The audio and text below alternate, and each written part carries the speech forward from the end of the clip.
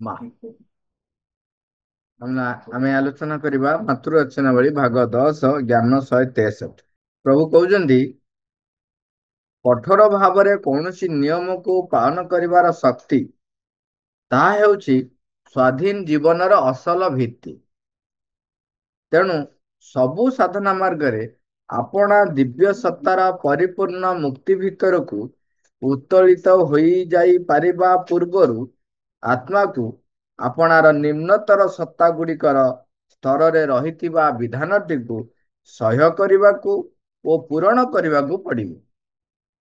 ଯେଉଁ ସବୁ ସାଧନା ମାର୍ଗ ସ୍ୱାଧୀନତାରୁ ହିଁ ଆପଣାର ନିର୍ଦ୍ଦେଶନା ଗୁଡ଼ିକୁ ଆରମ୍ଭ କରିଥାନ୍ତି, ତାହା କେବଳ ଏପରି ଶକ୍ତିମାନ ବ୍ୟକ୍ତିମାନଙ୍କ ପାଇଁ ଉଦ୍ଦିଷ୍ଟ ହୋଇ ରହିଥାଏ ଯେଉଁମାନେ କି ସ୍ୱଭାବତଃ ମୁକ୍ତ ରହିଥାନ୍ତି ଅଥବା ପୂର୍ବ ଜୀବନ ଗୁଡ଼ିକରେ ଆପଣା ମୁକ୍ତିର ଏକ ମୂଳ ଭିତ୍ତି ସ୍ଥାପନ କରିସାରିଥାନ୍ତି।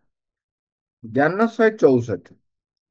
ଯେଉଁ ବ୍ୟକ୍ତିମାନେ ସ୍ୱୟଂ ଆଦରି ନେଇଥିବା କୌଣସି ନିୟମକୁ ମୁକ୍ତ, ପୂର୍ଣ୍ଣ ଏବଂ ବୁଦ୍ଧିଯୁକ୍ତ ଭାବରେ ପାଳନ କରିବାକୁ ଅସମର୍ଥ ହୁଅନ୍ତି, ସେମାନଙ୍କୁ ଅନ୍ୟମାନଙ୍କର ଇଚ୍ଛାଧୀନ କରି ରଖିବାକୁ ହିଁ ପଡ଼ିଥାଏ। ଅନେକ ଜାତି ଯେ ଅନ୍ୟର ଅଧୀନସ୍ଥ ହୋଇ ରହିଥାନ୍ତି, ଏହା ହିଁ ହେଉଛି ତାର ଗୋଟିଏ ପ୍ରଧାନ କାରଣ। କୌଣସି ଏକ କର୍ତ୍ତାର ପାଦ ତଳେ ସେମାନଙ୍କର ବାଧା ସୃଷ୍ଟିକାରୀ ଅହଙ୍କାରଟି ଚୂନା ହୋଇସାରିବା ପରେ ଯାଇ ସେମାନଙ୍କୁ ମୁକ୍ତ ଭାବରେ ମୁକ୍ତିର ଯୋଗ୍ୟ ହୋଇପାରିବା ଲାଗି ପୁନର୍ବାର ଏକ ସୁଯୋଗ ଦିଆଯାଏ। ଅଥବା ଯଦି ସେମାନଙ୍କ ଭିତରେ ଉପଯୁକ୍ତ ଶକ୍ତି ରହିଥାଏ, ତେବେ ସେହି ମୁକ୍ତିକୁ ହାସଲ କରିବା ଲାଗି ମଧ୍ୟ ଏକ ସୁଯୋଗ ଦିଆଯାଏ। ଜ୍ଞାନ 163ରେ ପ୍ରଭୁ କହୁଛନ୍ତି କଠୋର ଭାବରେ କୌଣସି ନିୟମକୁ ପାଳନ କରିବାର ଶକ୍ତି ତାହା ହେଉଛି ସ୍ୱାଧୀନ ଜୀବନର ଅସଲ ଭିତ୍ତି। ଆମେ ଏଇ କିଛି ଦିନ ତଳେ ଯୋଉ ଫ୍ରିଡମ ଆଣ୍ଡ ଡିସିପ୍ଲିନ ଉପରେ ଆଲୋଚନା କରୁଥିଲେ, ସୋମବାର ବୋଧେ ଆଲୋଚନା କରିଛନ୍ତି। ସେଥିରେ ଯୋଉ କଥାଟି ଆମେ ଆଲୋଚନା କରିଥିଲେ ମନେ ଥିବ ଆପଣମାନଙ୍କର, ଯେ ସ୍ୱାଧୀନତା କହିଲେ ପ୍ରକୃତରେ କଣ? ଆମେ ଯଦି ସାହିତ୍ୟ ଶବ୍ଦ ହିସାବରେ ବି ବ୍ୟବହାର କରିବା ସ୍ୱ ଅଧୀନ, ତେବେ ସ୍ୱ କଥାଟି ଯେତେବେଳେ ଉଠେ ନିଜର ଅଧୀନ ହବା, ନିଜର କହିଲେ କିଏ ସେ ନିଜର? ଆମେ ସେତେବେଳେ ଦେଖିଲେ ଆମେ ଅନେକ ସମୟରେ ଭିନ୍ନ ଭିନ୍ନ ପ୍ରବୃତ୍ତି ଦ୍ୱାରା, ଭିନ୍ନ ଭିନ୍ନ ଶକ୍ତି ଦ୍ୱାରା ପରିଚାଳିତ ହେଇ ଆମର କେତେବେଳେ କୋଉ ରୁଚି ଦ୍ୱାରା, ତ କେତେବେଳେ କୋଉ ତର୍କ ଦ୍ୱାରା, ତ କେତେବେଳେ କୋଉ ଅନ୍ୟ କାହାର ପ୍ରଭାବ ଦ୍ୱାରା ପରିଚାଳିତ ହଉ ଏବଂ ତାକୁ କହୁ ଯେ ମୁଁ ମୋ ଇଚ୍ଛା ଅନୁସାରେ ପରିଚାଳିତ ହଉଛି। ମୋ ଅଧୀନରେ ଯଦି ମୁଁ ପରିଚାଳିତ ହେଉଥାନ୍ତି, ତା ସେଇ ଯୋଉ କଥା ଗୁଡ଼ିକ ମୋ ନିୟନ୍ତ୍ରଣରେ ରହୁଥାନ୍ତା। ଅଧୀନ ଅର୍ଥ କଣ? ଗୋଟେ ନିୟନ୍ତ୍ରଣରେ ରହିଥିବ, ମୋ ଅଧୀନରେ ମାନେ ମୋ ନିୟନ୍ତ୍ରଣ ଦ୍ୱାରା ନିୟନ୍ତ୍ରିତ ହେଉଥିବ। ଆମେ ସେତେବେଳେ କହିବା ଯେ ମୋ ଅଧୀନରେ ଅଛି। ଆମେ ସାଧାରଣତଃ କଣ କୁହନ୍ତି?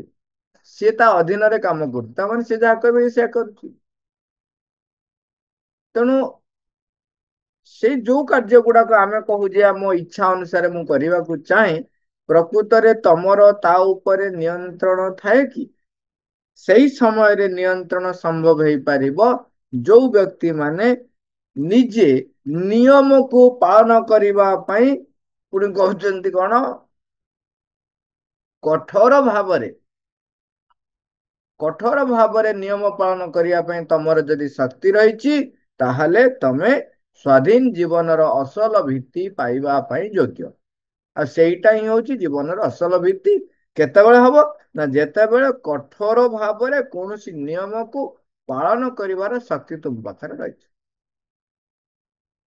ତେଣୁ ସେଥିପାଇଁ କହୁଛନ୍ତି ସବୁ ସାଧନା ମାର୍ଗରେ ଦିବ୍ୟ ସତ୍ତାର ପରିପୂର୍ଣ୍ଣ ମୁକ୍ତି ଭିତରକୁ ଉତ୍ତୋଳିତ ହୋଇଯାଇପାରିବା ପୂର୍ବରୁ ଆତ୍ମାକୁ ଆପଣାର ନିମ୍ନତର ସତ୍ତା ଗୁଡ଼ିକ ସ୍ତରରେ ରହିଥିବା ବିଧାନଟିକୁ ସହ୍ୟ କରିବାକୁ ଓ ପୂରଣ କରିବାକୁ ପଡ଼ିବ।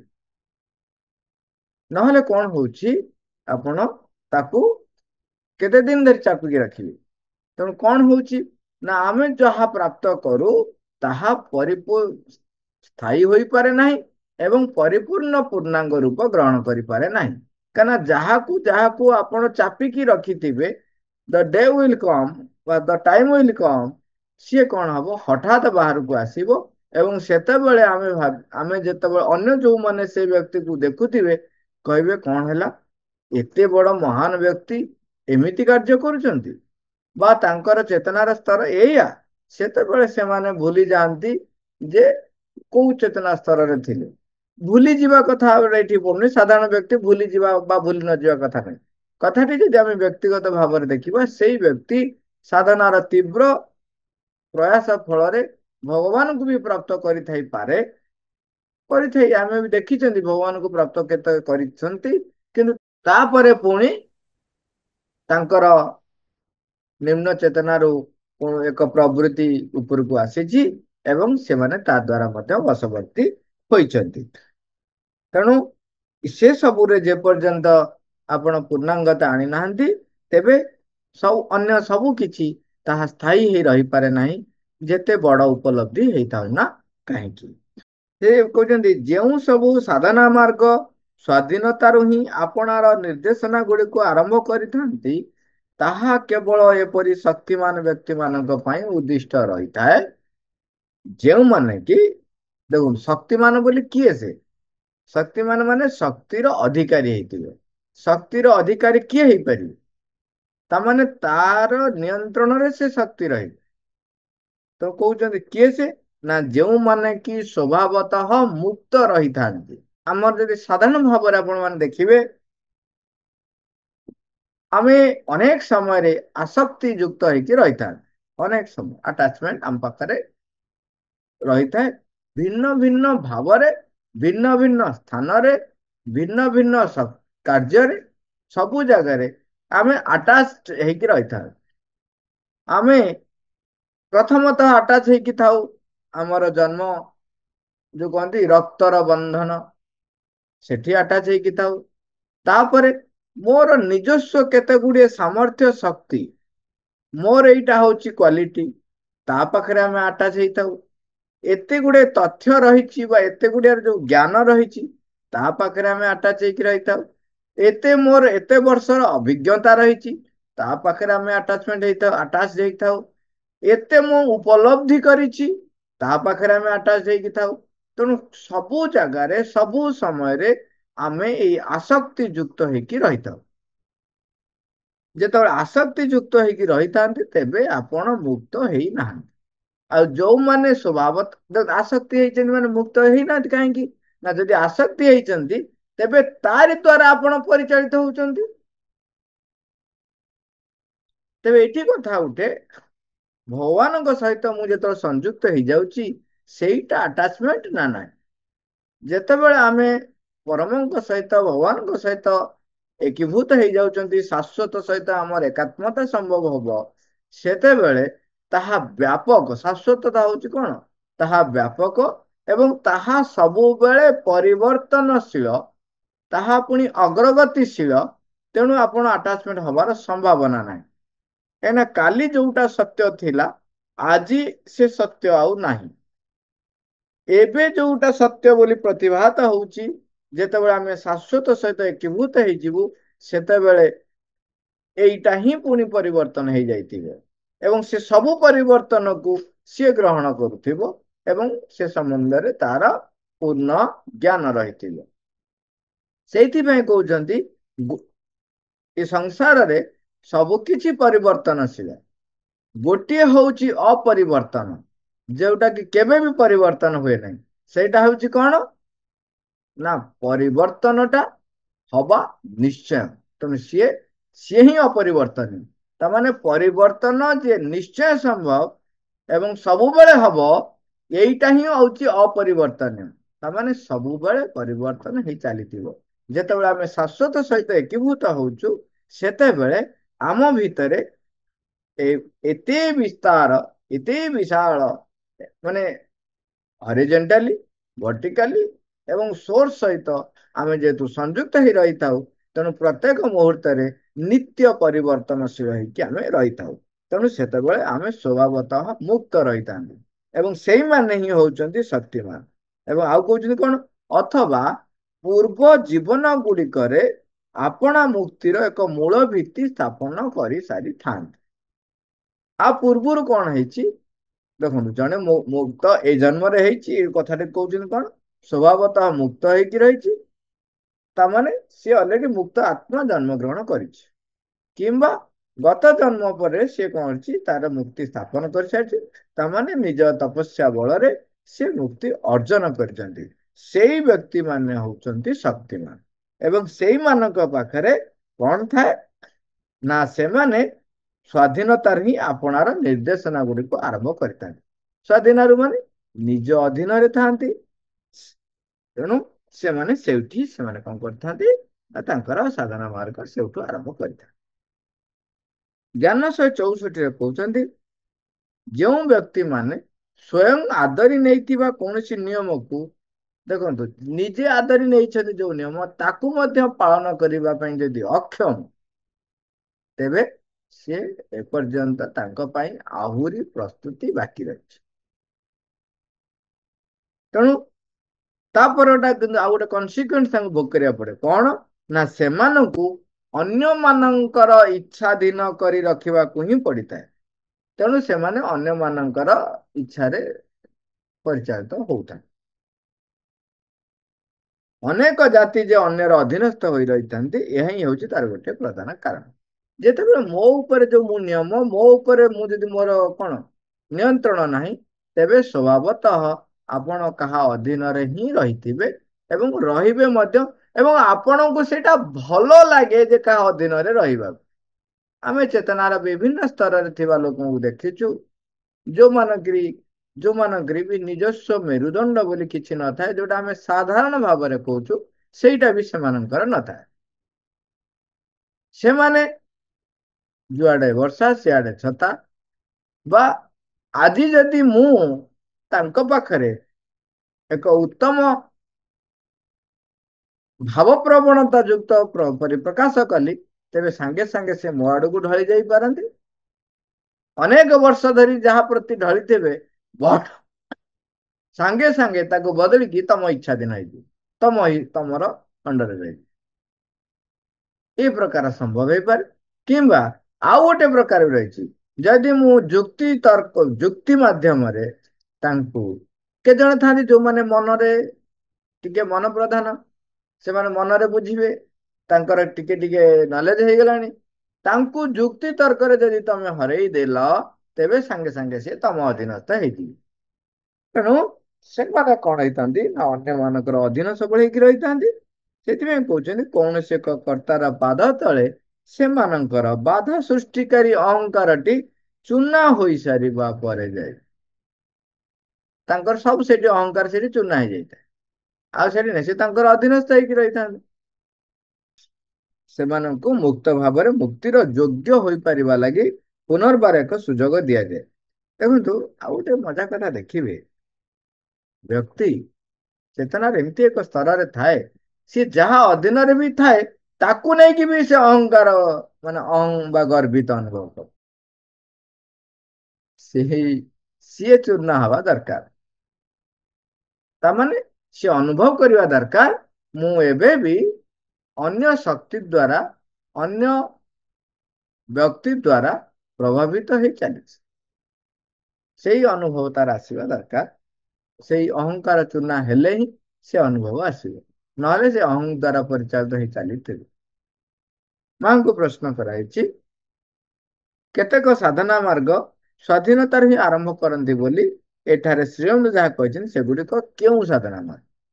ଉପରେ କହିଲେ ଯେ କେତେ ଗୁଡିଏ ସାଧନା ମାର୍ଗ ସେମାନେ ସ୍ଵାଧୀନତାରୁ ହିଁ ଆରମ୍ଭ କରନ୍ତି। ତେଣୁ ଇଏ ପଚାରିଲେ ସେମିତିଆ ସାଧନା ମାର୍ଗ କୋଉ ଗୁଡିକ? ମା କହୁଛନ୍ତି, ପୁରା କାଳରେ ଯେତେବେଳେ ବିଭିନ୍ନ ଦୀକ୍ଷା ସମ୍ପ୍ରଦାୟ ଗୁଡିକର କେତେକ ପରିମାଣରେ ମହତ୍ଵ ଓ କର୍ତ୍ତୃତ୍ୱ ରହିଥିଲା, ଶ୍ରୀ ଅରବିନ୍ଦ ଏଠାରେ ସେତେବେଳେ ସେଇ ସବୁ ସମ୍ପ୍ରଦାୟ ଦ୍ଵାରା ଆଚରିତ ହେଉଥିବା ଦୀକ୍ଷାଗତ ସାଧନା ଗୁଡିକର କଥା କହିଛନ୍ତି ବୋଲି ମୋର ମନେ ହେଉଛି। ଆମର ବର୍ତ୍ତମାନ ଯୁଗଟି ଅତ୍ୟନ୍ତ ବସ୍ତୁବାଦୀ ହୋଇଯାଇଛି, ଓ ତେଣୁ ତାହା ଏହି ସବୁ ସମ୍ପ୍ରଦାୟକୁ ଆଉ ପୂର୍ବ ଭଳି ସେତେ ମହତ୍ଵ କିମ୍ବା କର୍ତ୍ତୃତ୍ୱ ଦେଉନାହିଁ। ବର୍ତ୍ତମାନ ତ ସମ୍ଭବ ନାହିଁ। ମା तापर रही ज्ञान 165 जो थे कि ସେଇଟା कंटिन्यू रही 164 163 पढ़ीदवा अन्य मानकर विधान गुड़िक पालन करने अपेक्षा आमे स्वयं स्वीकार कर विधान गुड़िक पालन करवा नवजन्मर कौन संभावना नथिबा आमर यही उपस्थिति स्थिति रे ताहाकु ही समस्ते मुक्ति बोली बुझंती केवल परमेश्वर मध्य ओ आत्मार प्राधान्य को मानि नेबा द्वारा ही आमे एक परिपूर्ण मुक्तिर अधिकारी होई परिबा। माँ कहते दिव्य परम सत्ता सहित निरंतर संयुक्त हो रहिबा एवं सही परम सत्ता आमे जहा करू बोली इच्छा करूछंती केवल ताहाकु ही करिबा ताहा हेउची यथार्थ मुक्ति।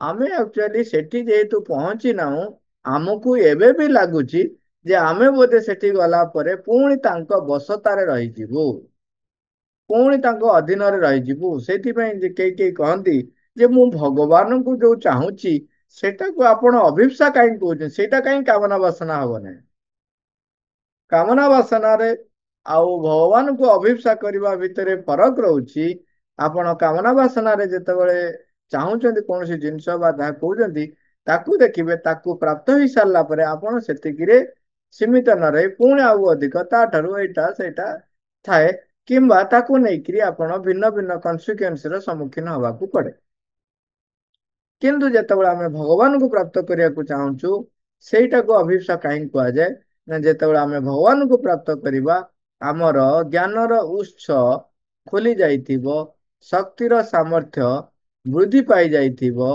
चेतनार अग्रगति हो जाइथिबो जहा फल रे एई सबु जिनस उपरे आमर कर्तृत्व हासिल हेई पारिबो तांको सहित युक्त हेले आम भितरे नियंत्रण करिवार सामर्थ्य वृद्धि पाए अवलोकन करी चिन्हट करिवार सामर्थ्य वृद्धि पाए किंतु आपण यदि कामना वासना पूर्ण करिवे तेबे देखिबे आपण सचेतन हबाटा आपणकर कमी जीवो नियंत्रण करिवा कमी जीवो आपण छुटिया कथा आपण को चॉकलेट भारी भल लागे से कथा था बढ़िया कथा मिक्सचर आपण को मिक्सचर भारी बढ़िया लगे डबाटी आपण को पाखर थुआई आपण मुठाए पकई दे सेई मुठाए खाई सारी आपण संतुष्ट हेई जिवे ना आ दीटा तापर आपण जदि काम करूचंती बा हाथ चलथबो काम चलथबो आ गोटे कथा एबे देखंतु एबे सेटा अत्यंत स्पष्ट भाव हो गलानी सेटा होची कोन मोबाइल देखिबा मोबाइल रो जेतेबेले सोशल मीडिया भितर पसि जाउचंती हाँ हाँ यही गोटाई इंस्टाट देखी देला परे मु रखी देकिरी मु मो काम करी मु रखी देकी मु पाठ पढ़ी मु रखी देकिरी रोषेई करी मु रखी देकिरी जीवी बाड़ी काम करी किंतु कौन हुए गोटे इंस्टा देखला परे तापरे आ गोटे तापरे आ गोटे तापरे आ गोटे चली थाए गोटे रील्स देखला परे तापरे आ गोटे तापरे आ गोटे गोटे स्टेटस चेक कला परे तापरे आ गोटे तापरे आ गोटे चली थाए खाली व्हाट्सएप मेसेज देखिबा पई खोली थी तापर स्टेटस देखिबी तापर रील्स देखिबी तापर शॉर्ट वीडियो देखिबी तापर चली थिबो जोटा 3 सेकेंड भीतर सरिला परे द्वितीय मोर जो काम थिला ता पाखकु जीवा कथा ताकू छाड़ी सेई मोबाइल धरी आमे लागी जाइथिला तेणु एठी कौन हुए आमे एइटाकू कामना वासना बोली कह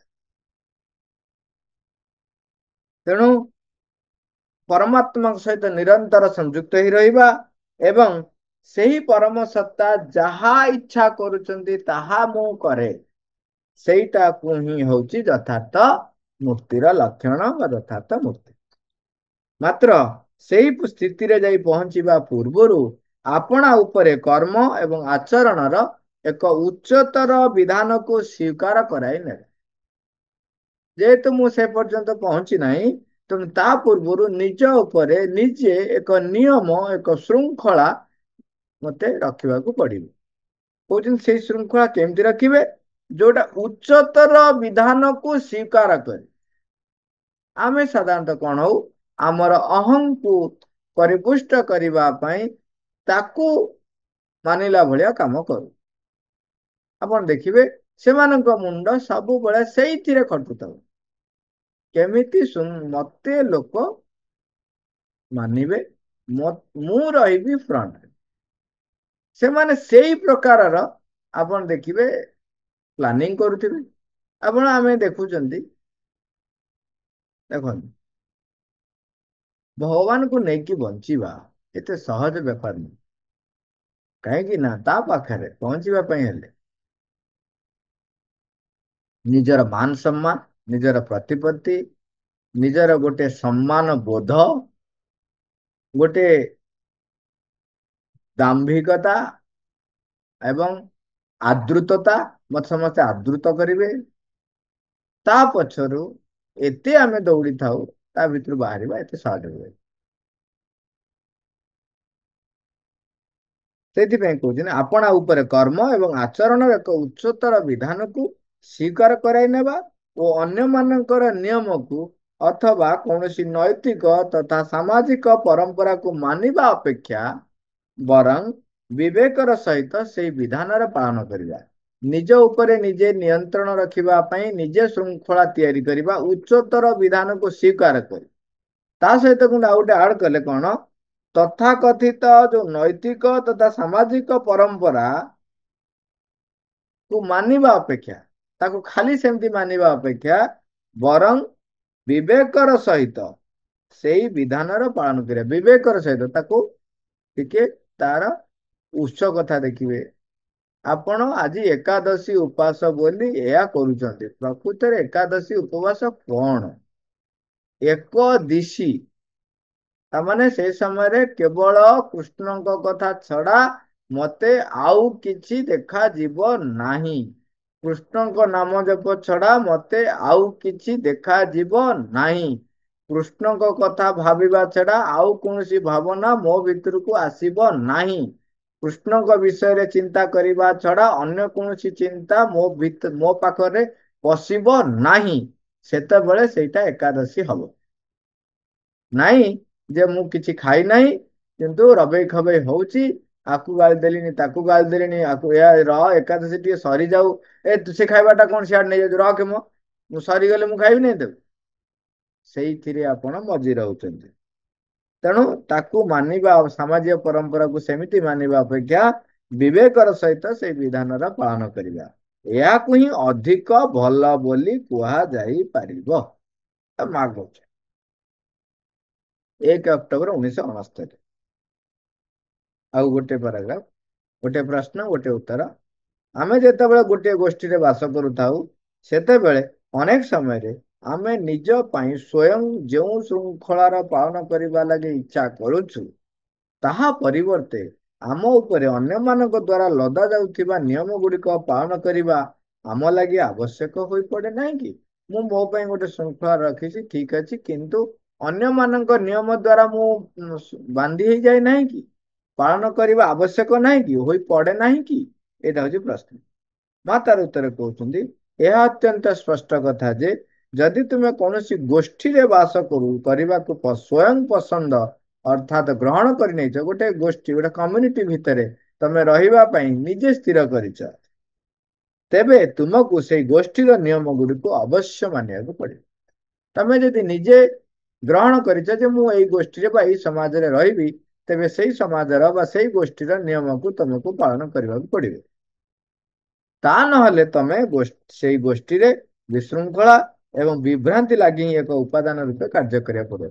ନହେଲେ ତମେ ସେଇ ଗୋଷ୍ଠୀର ଗୋଟେ ମାନେ ବିଭ୍ରାନ୍ତି ସୃଷ୍ଟି କରିବ, ସବୁ ଭୁଲ ଭଟକା ସବୁ କରିବ, ଏପଟ ସେପଟ କରିବ, ଖିନ ଭିନ କରିବ, ଆଉ କିଛି ନାହିଁ, ବିଶୃଙ୍ଖଳା ସୃଷ୍ଟି କରିବ। ମାତ୍ର ଯେଉଁ ଶୃଙ୍ଖଳାକୁ ତୁମେ ନିଜ ଇଚ୍ଛାରେ ହିଁ ଗ୍ରହଣ କରିନେଇଛ, ତାହା ତୁମ ଭିତରେ ଉଚ୍ଚତର ଚେତନାର ବିକାଶ ଏବଂ ଅଭିବୃଦ୍ଧି ଲାଗି କଦାପି କ୍ଷତିକାରକ ହେବ ନାହିଁ। ତମେ ଯଦି ନିଜ ପାଇଁ ନିଜେ ନିୟମ କରିଛ, ତେବେ ତାହା ତୁମ ଅଭିବୃଦ୍ଧି ଲାଗି କଦାପି କ୍ଷତିକାରକ ହେବ ନାହିଁ। ମା, ମା, thank you all, Oliver.